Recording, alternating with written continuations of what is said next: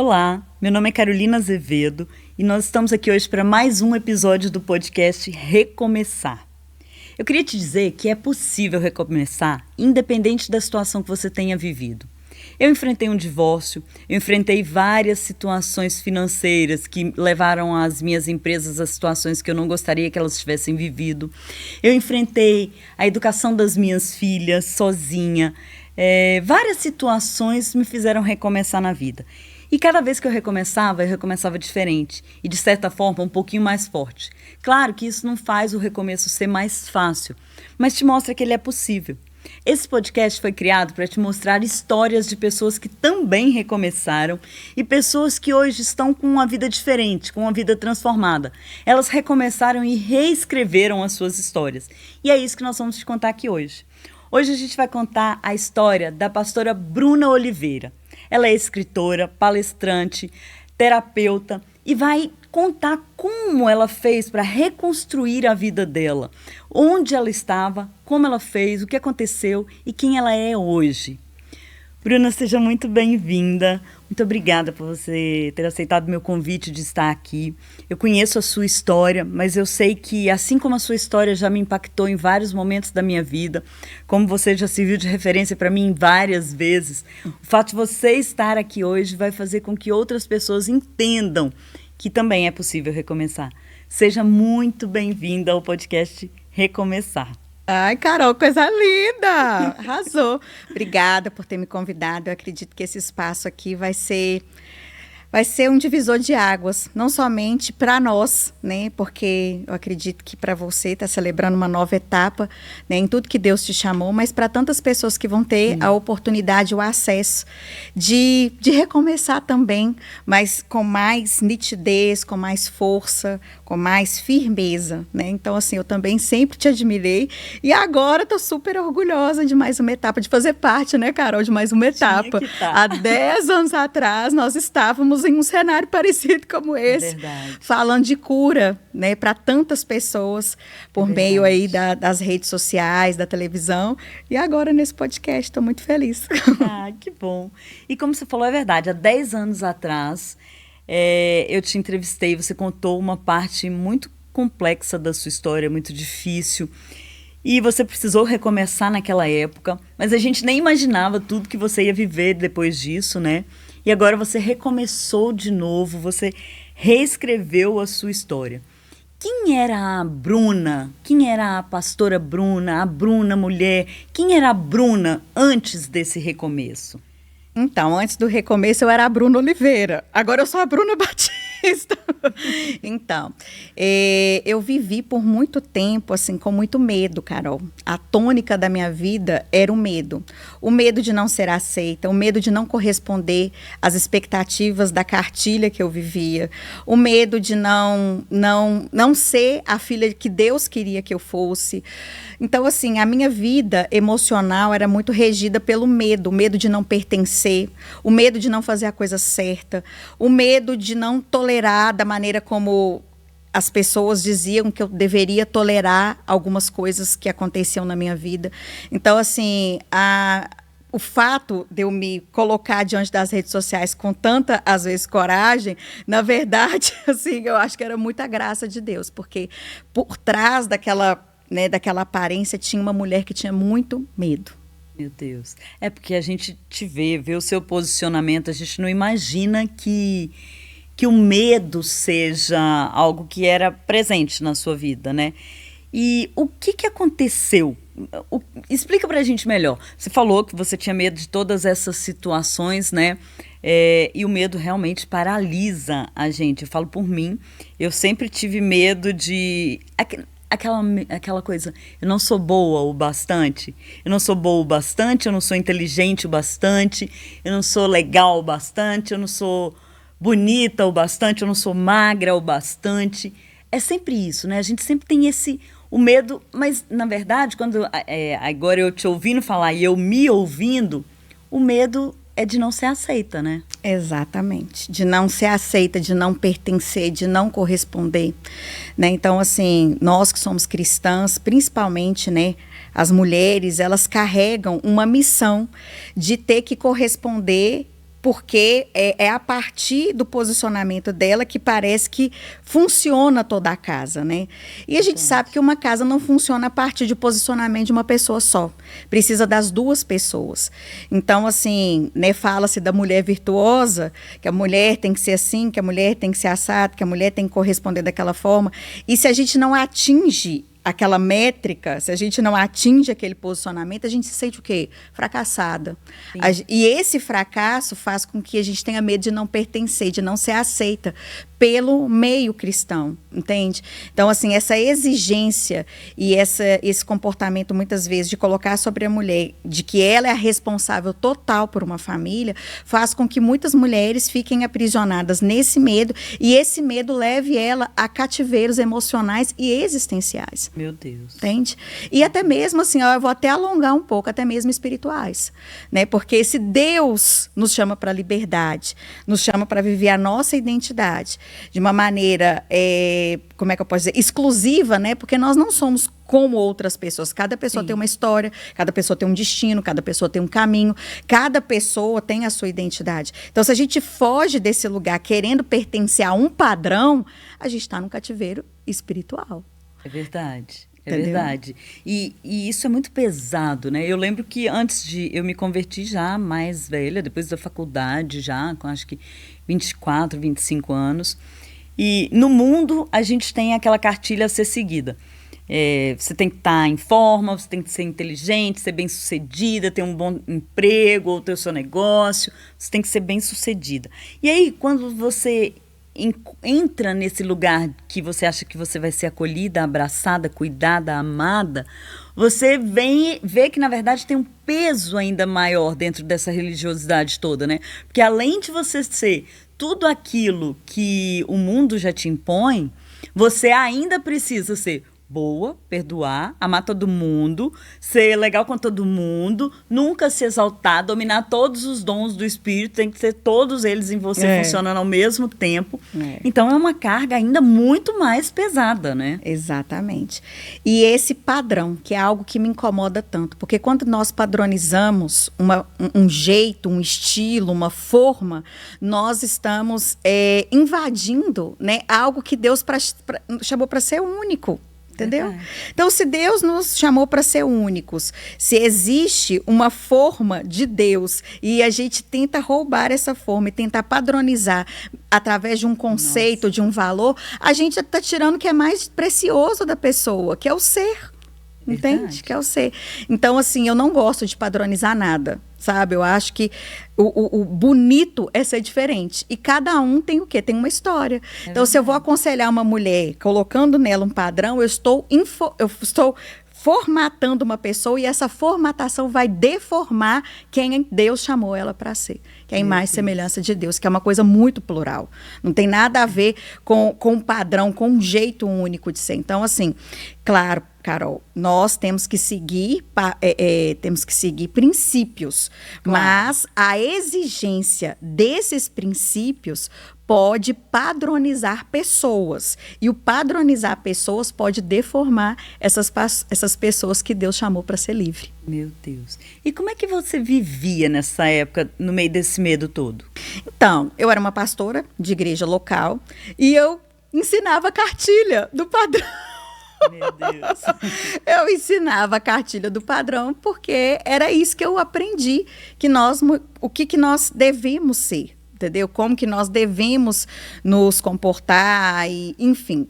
Então, assim, eu era uma mulher rígida, extremamente rígida com relação à forma padronizada de ser.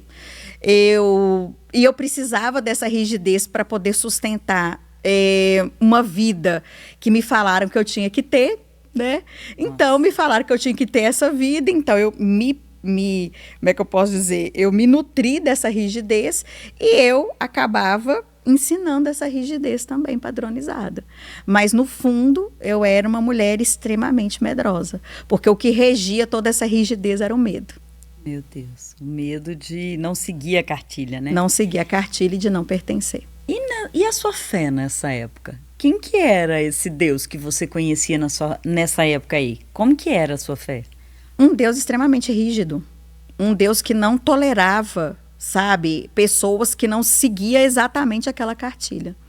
Um Deus que, se você não está dentro daquele conceito ali, você está amaldiçoado, você está sem Deus, você não tem fé, você está em pecado, você não é aceito. Então, assim, eu via um Deus bastante rígido, sabe? Rígido no amor, rígido na aceitação, rígido no pertencimento, entende? Então, assim, a rigidez era um jeito que eu imaginava que deveria ser todos os relacionamentos, principalmente com Deus. Se você está dentro da cartilha, Deus te ama. Se você não está dentro da cartilha, você está fora do amor de Deus. Meu Deus. E aí ele não te ouve, ele não te abençoa, ele não... Exatamente. Ele não está com você, sabe? E principalmente essa ideia de não pertencer a Deus é uma ideia que dói muito, Carol. Sim. Dói demais. Essa questão assim, olha, Deus só te ama, Deus só te aceita se você cumprir aquela cartilha ali.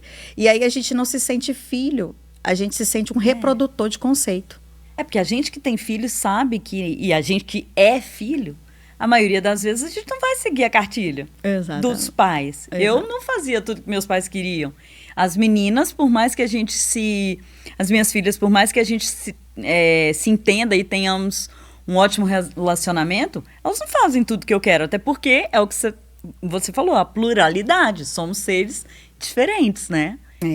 E eu vejo assim que infelizmente a religiosidade rouba a singularidade, entendeu? A santidade não é algo singular.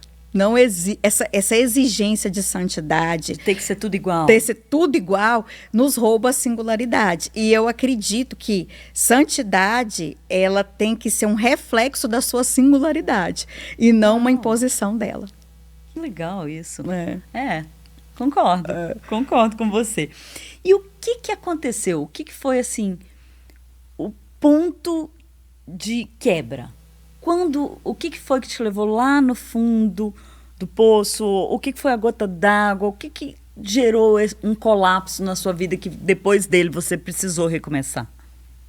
Quando eu olhei para os meus filhos, justamente o que me atormentava ao cativeiro era o fato de achar que eu não seria filha de Deus se eu não cumprisse o padrão. Né? Mas na hora que eu vi que o padrão estava adoecendo os meus filhos, isso aí colapsou. Quando eu vi que, tipo, o esforço que eu estava fazendo para cumprir uma exigência de mulher cristã estava deformando a identidade dos meus filhos, estava gerando sofrimento nos meus filhos, né? Porque eles passaram a ver coisas na nossa família que, ao invés, que eram coisas que eu precisava tolerar para estar no padrão. Não sei se você está me entendendo, Carol. Sim. Então, coisas assim, que, ainda que você não concordasse, você seguia porque senão você fugia da cartilha. Exatamente. Então, tinha muitas coisas na minha família, no meu casamento, que eu cumpria porque estava no padrão, mas esse padrão não libertava os meus filhos, acorrentava os meus filhos, feria os meus filhos. E nem era um padrão bíblico, né? Era um padrão que as pessoas te impuseram. Exatamente, né? Eu vivi muitas situações no meu casamento que eram coisas que me geravam bastante sofrimento, né? E eu aprendi que a mulher cristã, né, não existe limite de tolerância de sofrimento, né, de uma mulher cristã, né? Aguenta tudo. Você tem que aguentar tudo, né? Uma vez eu até perguntei para um pastor, falei assim, pastor, qual que é o limite, né, que uma mulher cristã precisa tolerar de sofrimento no casamento? Porque eu tô sem referência, eu já tô assim, nas últimas. Aí ele falou assim, o limite é a morte. Meu Deus. Se você não estiver, não estiver pronta para morrer por Cristo, você não é digna dele. Aí eu falei assim, até uma morte física. E essa fala dele é muito complexa, porque a morte, mas e aí ele completou, mas eu acho que ele se confundiu aí no meio do caminho, porque a morte, morrer por Cristo, mas o que você estava vivendo, esse peso que os seus filhos conseguiam ver, essa situação de viver coisas que eram inadequadas dentro do seu relacionamento, dentro de sua vida de um modo geral, isso você não estava morrendo por Cristo. Pois é. E aí fica uma pergunta, né, para as mulheres, para as pessoas, para os líderes religiosos que vão ver esse podcast, né? Qual que é o limite para que de tolerância dentro de um casamento cristão que uma mulher deve suportar? O limite de um sofrimento, né? Porque as pessoas colocam assim, você tem que morrer por Cristo, mas a que a Bíblia está se referindo esse morrer por Cristo? Né? Então, assim, muitas mulheres, Carol, são discipuladas que elas devem tolerar tudo no relacionamento, né? E aí eu tava seguindo a cartilha. Vamos tolerar. A cartilha que você tem que ser a virtuosa, a cartilha que você tem que ser a perfeita, que se você se separar, você não foi sábia.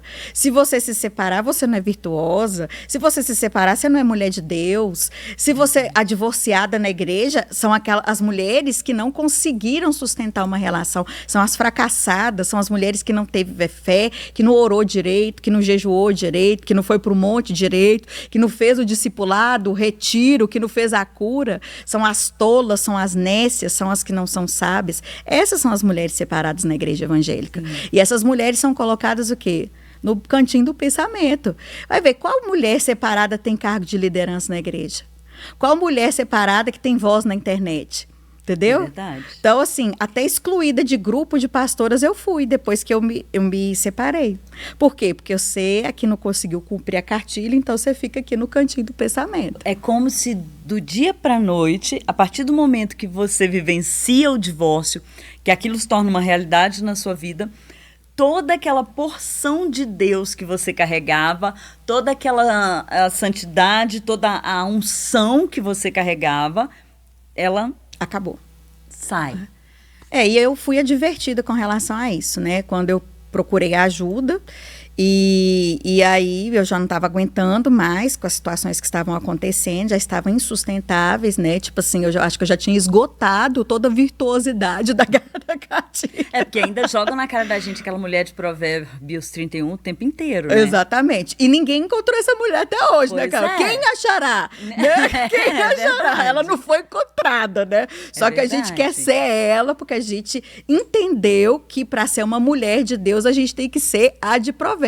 Eu não quero ser a mulher de Provérbios, eu quero ser eu mesmo com a minha história, entendeu? Não, e é como se a própria mulher de Provérbios 31, ela apagasse todas as outras mulheres da Bíblia toda. Não tem mais Débora, não tem mais Esther, não tem mais...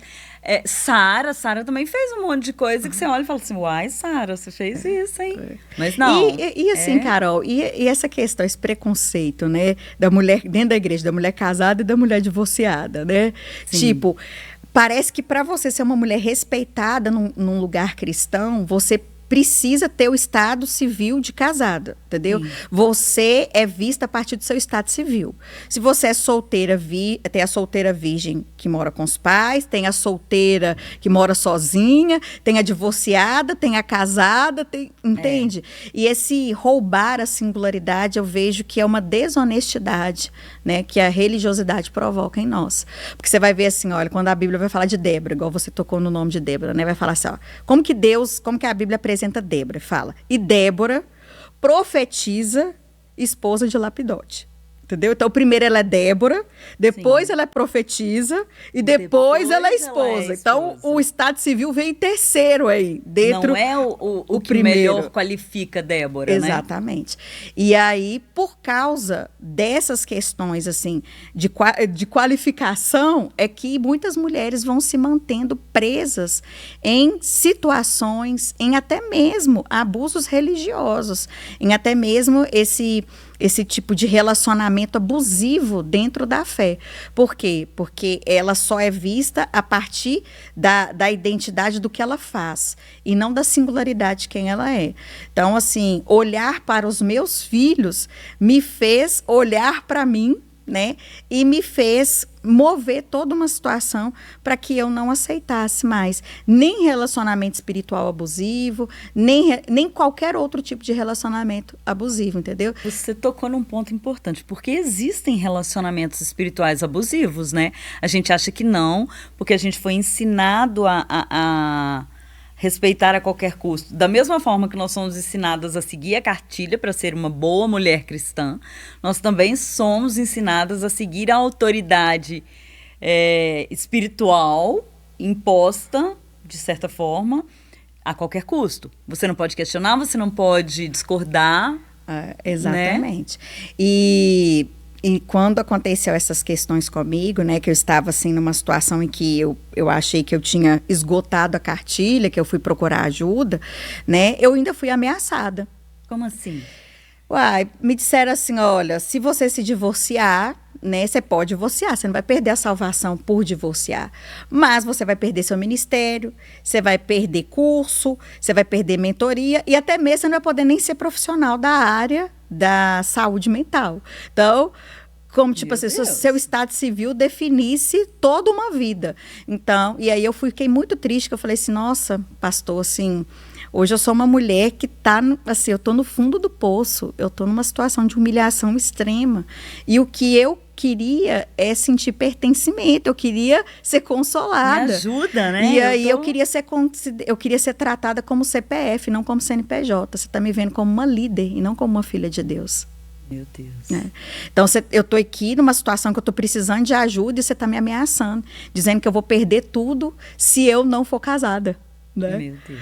E onde que você via Deus nisso? Deus estava nisso ou você não conseguia ver o Deus verdadeiro? Mas foi aí que eu comecei a ver Deus. Na hora que eu falei isso, que eu escutei o que eu estava falando, que ele estava me tratando como CNPJ, como uma líder, né? Como uma líder de igreja, uma pastora auxiliar de uma igreja na cidade, ao invés de me ver como CPF, uma mulher, uma pessoa, aí que foi cair minha ficha.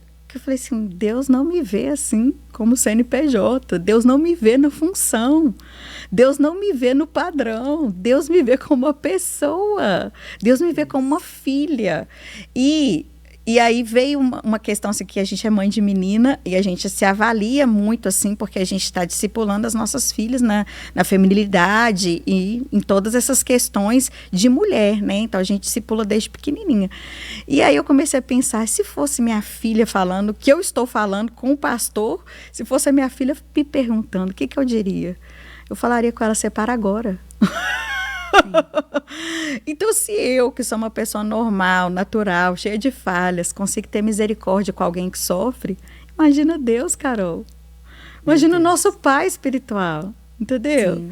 Então, se assim, o nosso pai aqui da terra, igual você falou que falaria com a sua filha, se você como mãe falaria, por que ele não ia cuidar desse detalhe, né? Que a Bíblia fala que nós, né, que somos maus, conseguimos dar boas coisas para os nossos filhos. Imagina o pai espiritual. Se nós conseguimos acessar níveis de misericórdia, imagina o pai da misericórdia. Verdade. Entendeu? E aí eu comecei a separar religião de Deus. E essa foi a virada de chave? Foi a virada de chave. Porque assim, olha, Deus não é evangélico. Verdade. Verdade. Deus não é evangélico, Deus não é católico, Deus não é espírita, Deus não é kardecista, Deus está acima da religião. A religião é uma linguagem importante para nos organizar como cristãos, mas ela não é Deus. Entendeu? Então ela não pode estar acima da voz de Deus, né? E a voz de Deus para mim era uma voz de misericórdia, era uma voz de filha amada, era uma voz de pertencimento, era uma voz de acolhimento, era uma voz que não apagava a minha singularidade nem a minha história, era uma voz que me compreendia e me assistia na minha dor e queria me tirar dela. Entendeu? A voz da religião é, você é pastora de igrejas, né? Você tem que manter tudo, porque se o seu casamento cai, a igreja cai. E se a igreja cair, a culpa é sua, né? A culpa do povo desviar porque você separou é sua. Então eu tinha o meu problema de casamento e ainda tinha o futuro problema das pessoas da igreja. Então se eu me separar, a igreja ia fechar, as ovelhas iriam se dispersar e a culpa seria sua. Entendeu? Então eu era responsável por todo mundo. E eu entendi que não, que Deus é o dono da igreja, Deus é o marido da igreja. Entendeu? Então, as ovelhas têm pastor e eu não sou responsável pela vida espiritual das pessoas. É cada um responsável pela sua vida espiritual. Sim. Até porque você não pode salvar ninguém. Eu não posso. Não é você que vai salvar ninguém, né? E essa visão, Carol, que parece que é óbvia, mas o óbvio precisa ser pensado, de que a gente não é salvador de ninguém. Sim. Eu sou uma pessoa. Entendeu? Antes de eu ser uma pastora, né? Antes de Débora ser profetisa, esposa de Lapidote, Débora é Débora. Sim. Entendeu? Eu sou Bruna, né? E me conectar com o que Deus me chamou para ser Bruna, né? me fez conseguir olhar para os meus filhos, né, na identidade deles, que eles, antes de serem filhos de pastor, eles eram filhos de Deus, né? Uau. E olhar para todo mundo também conectado a Deus e não conectado a mim. Entendeu? A igreja não é minha, Carol. O povo não é meu, o povo é de Deus. Tem tantas igrejas na cidade, a igreja fechando, o povo ia para outras igrejas. Não sou responsável pelas pessoas. Eu sou responsável pela pregação do evangelho que Deus me confiou. A palavra, mas o que as pessoas vão fazer da vida delas... Até porque você pode pregar, você pode instruir, você pode orientar e a pessoa pode simplesmente escolher não fazer. Exatamente, né? Não é responsabilidade sua. E aí, é engraçado, Carol, que você é uma ponte, assim, que me liga a muitas questões, assim. Porque, assim, olha, há 10 anos atrás eu estava com você, nem existia podcast, a gente estava na aliança para poder, no programa de televisão, para falar de abuso e de vida emocional e de restauração. E antes de acontecer esse programa, você me convidou para dar meu testemunho na aliança, né? Verdade. De como que eu fui curada dos abusos sexuais. E eu fui curada quando eu decidi olhar para meu filho, João Daniel. A maternidade sempre foi um ponto alto na minha vida, né? Então, porque eu não queria que os abusos acontecessem com meu filho, né? E se eu não me curasse disso, eu entendi naquela época que seria uma porta aberta para que ele pudesse sofrer com isso de alguma forma. Então, a maternidade me fez, né, querer me curar, né? E eu contei isso na aliança, eu contei isso, né, no seu programa de televisão. E agora, falando também, né? Você está me falando, qual que foi a virada de chave, né? O que fez você sair desses abusos que você vivia, dessas situações, e mais uma vez foi olhando para os meus filhos. E teve uma situação específica, muito dolorosa, que aconteceu, né, na frente do meu filho, João Daniel, que eu olhei para ele e falei, nunca mais você vai ver isso na sua vida. Carol, meu Deus. Foi no dia 20 de novembro de 2023. Não, foi no dia 18 de novembro de 2023. Aconteceu uma cena terrível dentro da minha casa, na frente do João Daniel e da Maria Júlia. E ali eu vi que meu filho estava em sofrimento. Foi uma coisa terrível. E aí eu fui e falei, nunca mais ele vai ver isso. Então, por amor ao meu filho, aos meus filhos, é que eu decidi divorciar. E é exatamente isso que o Senhor sempre fez. E a gente, como não tem esse olhar para a paternidade dele, às vezes a gente sofre uma vida inteira por não entender. Porque foi por amor a nós que ele mandou o único filho dele. Então, se ele já dá essa importância toda à paternidade, é um sinal mais do que claro para a gente entender que ele nos ama de verdade. E se ele nos ama, ele não vai esperar que nós suportemos algo que não é suportável para a gente. Exatamente. Né? E essa virada de chave, essa visão da maternidade, né, da paternidade, fez você recomeçar. Exatamente. Então, assim, por amor aos meus filhos. Tem muita gente que fala assim, por causa dos seus filhos você tem que manter casamento. Mas em alguns casamentos é justamente o contrário. Por amor aos filhos você tem que terminar aquele casamento. Porque aquele casamento vai adoecer a vida dos seus filhos. Meu Deus. Então, assim, a maternidade para mim é algo muito importante, Carol. Os meus filhos são tudo para mim. Então, por eles, eu faço coisa que eu não consigo fazer por mim. Então, por mim, eu não conseguia tratar o abuso sexual que eu vivi na infância. Convivia com aquela dor, com aquela assombração, com aquela atormentação na minha alma. Mas em pensar que a minha dor poderia influenciar e contaminar o meu filho, eu quebrei o silêncio.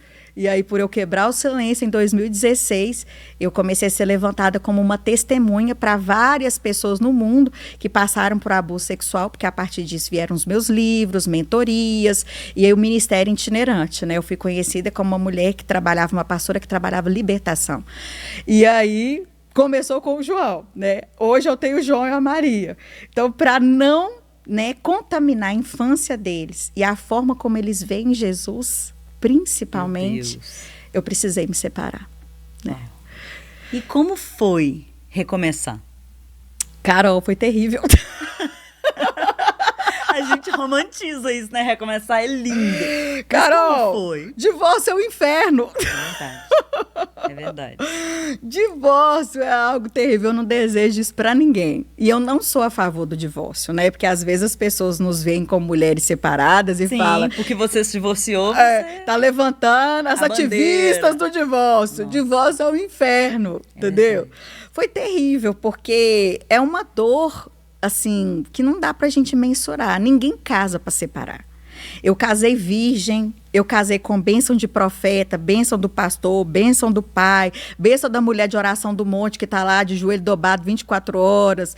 Eu casei com ato profético, assim, com tudo que a cartilha falava que era santo. Para casar, eu casei, entendeu? Teve um momento no meu casamento que Deus entrava ao som de chofar, pomba subindo, pomba mesmo, bichinho, entendeu? Levantava a pomba, e pano profético, e todo mundo profetizando. Meu casamento, assim, foi sensacional, surreal, entendeu? Então, assim, ninguém casa para separar. Eu não queria separar. Tudo que foi falado para eu fazer, para não separar, eu fiz, entendeu? Você precisa fazer libertação, você precisa expulsar demônio da sua cabeça, você precisa fazer terapia, você precisa tomar remédio psiquiátrico, você precisa... Eu fui lá para Curitiba, para fazer libertação em Curitiba, entendeu? Eu fui nos melhores psiquiatras dessa cidade, eu fui nos conselheiros, libertadores, pastores, eu fui acompanhada por um tanto de gente, porque eu achava que eu tinha um problema terrível, eu era um problema. Entendeu? Uhum. Então, assim, é muito frustrante você fazer tudo isso e não dar certo. Lidar com o livre-arbítrio do outro é muito difícil. É verdade. Entendeu? Lidar com...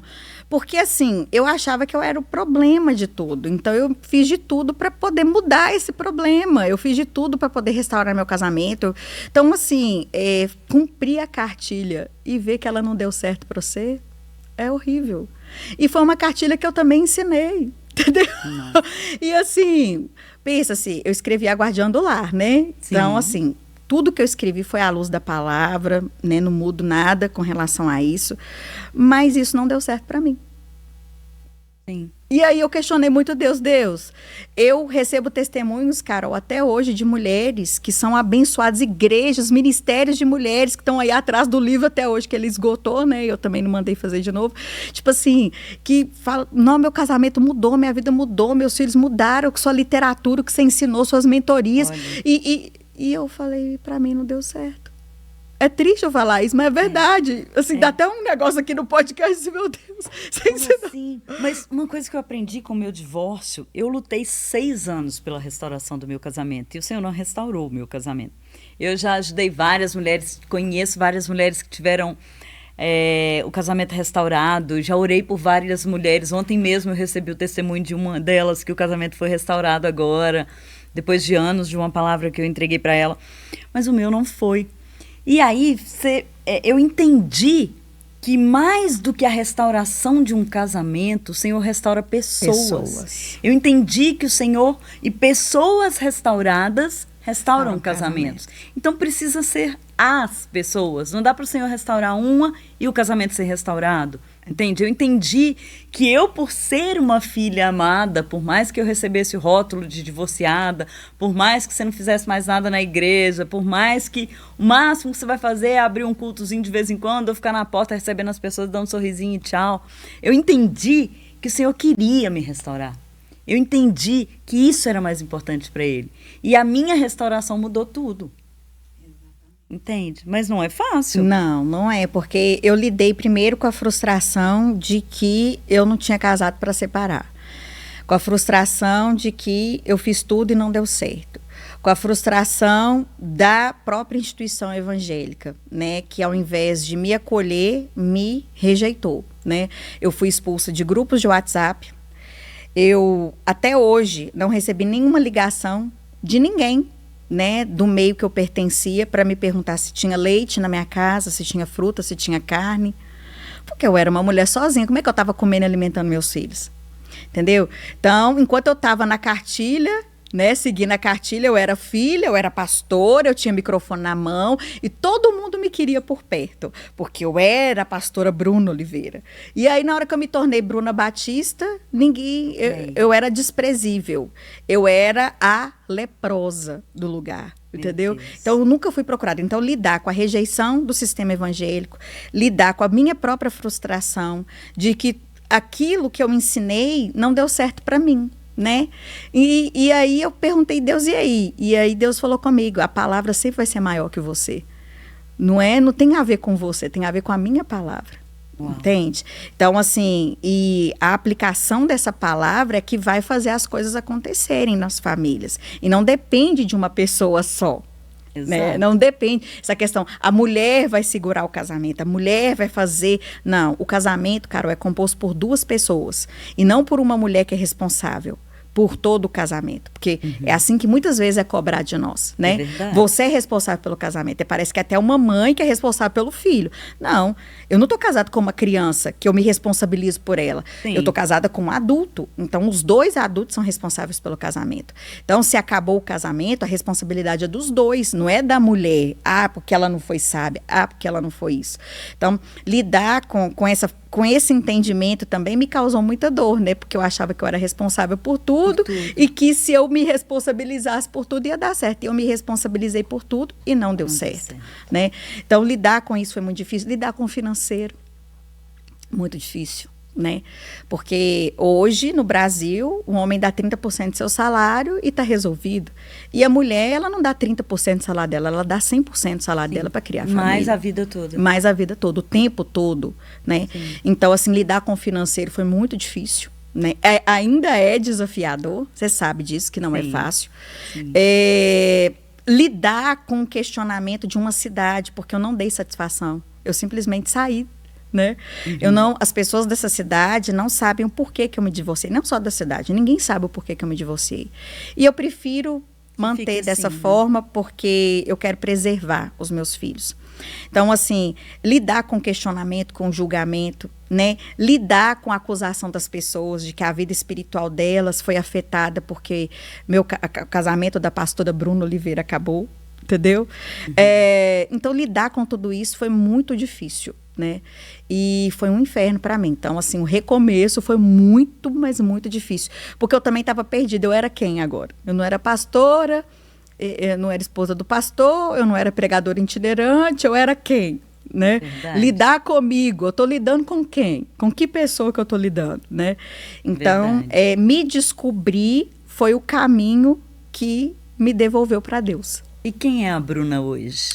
Hoje eu sou autônoma emocionalmente, eu sou uma mulher autônoma, eu sou uma mulher livre. Livre da vontade do outro, das expectativas do outro, do desejo do outro. Livre do título de pastora.